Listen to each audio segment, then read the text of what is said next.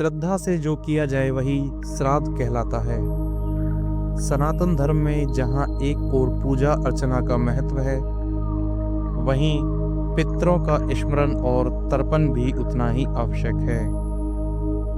आज की इस दिव्य यात्रा में हम जानेंगे श्राद्ध पक्ष क्या होता है, पिंडदान क्यों किया जाता है और इनकी आध्यात्मिक, पौराणिक और वैज्ञानिक महत्ता क्या है।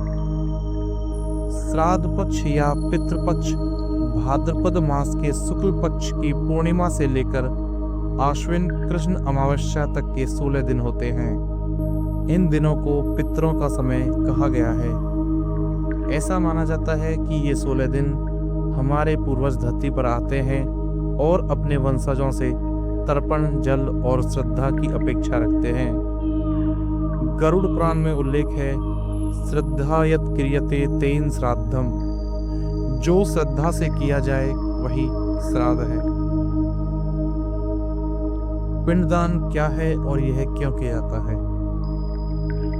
पिंडदान एक विशेष कर्म है जिसमें चावल, तिल और जौ से बने पिंड या फिर गोलाकार बूंद को पितरों की आत्मा की तृप्ति के लिए अर्पित किया जाता है। यह कर्म हरिद्वार, प्रयागराज, गया जी, बद्रीनाथ जैसे पवित्र तीर्थों में किया जाता है। इसका जो महत्व बताया गया है वो मृत आत्मा को अगले लोक की यात्रा के लिए शक्ति मिलती है और इससे आत्मा को मोक्ष की ओर गति मिलती है। घर में सुख, शांति और पितृदोष से मुक्ति मिलती है। अब हम जानेंगे कि 16 दिनों का रहस्य क्या है। इन 16 दिनों में हर दिन किसी विशेष तिथि पर मृत व्यक्ति का श्राद्ध किया जाता है। जैसे सप्तमी तिथि पर उनका श्राद्ध होगा जिनकी मृत्यु सप्तमी को हुई हो। नवमी तिथि स्त्रियों का विशेष श्राद्ध होता है और अमावस्या, इसको सर्वपितृ अमावस्या भी कहते हैं। यदि तिथि ज्ञात ना हो तो इस दिन सबका श्राद्ध करते हैं। यह व्यवस्था इसलिए है ताकि हर आत्मा को उचित तर्पण मिल सके। कहते हैं जो अपने पितरों का श्राद्ध नहीं करता उनके वंश में उन्नति रुक जाती है।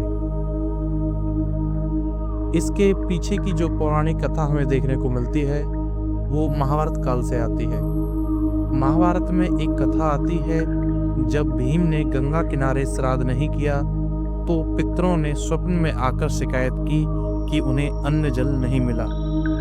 द्रौपदी के कहने पर जब उन्होंने विधि पूर्वक पिंडदान किया तब जाकर पितृ तृप्त हुए।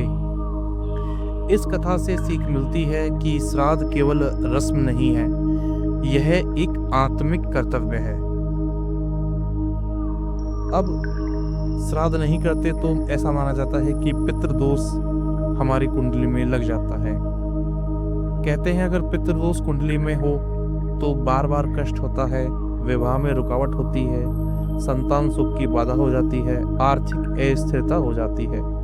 तो यह संकेत होता है कि पूर्वजों की आत्मा असंतुष्ट है। इसका जो उपाय है, श्राद्ध पक्ष में तर्पण, पिंडदान, गरीबों को भोजन, ब्राह्मणों को भोजन और ओम नमः शिवाय और ओम पितृभ्य नमः का जाप बताया गया है। अब हम जानेंगे कि श्राद्ध के पीछे वैज्ञानिक दृष्टिकोण क्या है। यह समय वायुमंडलीय परिवर्तन का होता है। अन्नदान और जलदान शरीर को संतुलन देता है। मनोवैज्ञानिक रूप से अपने पूर्वजों को स्मरण करने से मन में कृतज्ञता और शांति आती है। सामूहिक भोजन, अन्नदान से सामाजिक संतुलन बनता है। श्राद्ध करने के कुछ नियम भी बताए गए हैं, जैसे श्राद्ध पक्ष में नखून और बाल नहीं काटे जाते। इसमें ब्रह्म मुहूर्त में उठना चाहिए और तामसिक भोजन का परहेज करना चाहिए। गाय, कुत्ते, कौवे को अन्न खिलाया जाता है। चावल, तिल, कुसा और तांबे का प्रयोग किया जाता है। श्राद्ध केवल कर्मकांड नहीं है, यह आत्मा की शांति और वंश की उन्नति का मार्ग है। हमारे पूर्वजों ने हमें जीवन दिया, उनके प्रति श्रद्धा दिखाना हमारा धर्म है। इस श्राद्ध पक्ष में एक बार श्रद्धा से तर्पण करें, पितृ प्रसन्न होंगे और जीवन में नई ऊर्जा का संचार होगा। श्राद्ध कोई रूढ़ी या मजबूरी नहीं है, यह हमारे पितरों के प्रति श्रद्धा का सजीव प्रतीक है।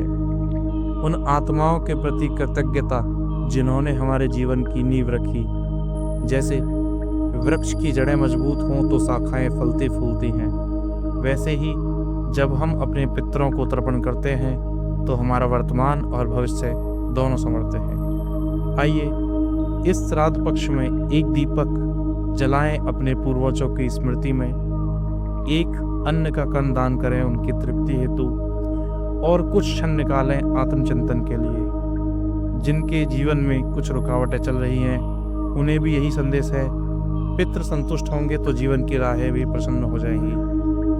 अगर आपको यह वीडियो ज्ञानवर्धक और श्रद्धापूर्ण लगा हो तो लाइक करें, कमेंट में ओम पितृभ्य नमः जरूर लिखें और अपने परिवार व मित्रों के साथ शेयर करें ताकि यह दिव्य संदेश हर घर तक पहुंचे। और ऐसे ही आध्यात्मिक भक्ति और सनातन धर्म से जुड़ी गहराइयों को जानने के लिए सोल यात्रा विद करण चैनल को सब्सक्राइब करें और बेल आइकन दबाना ना भूलें।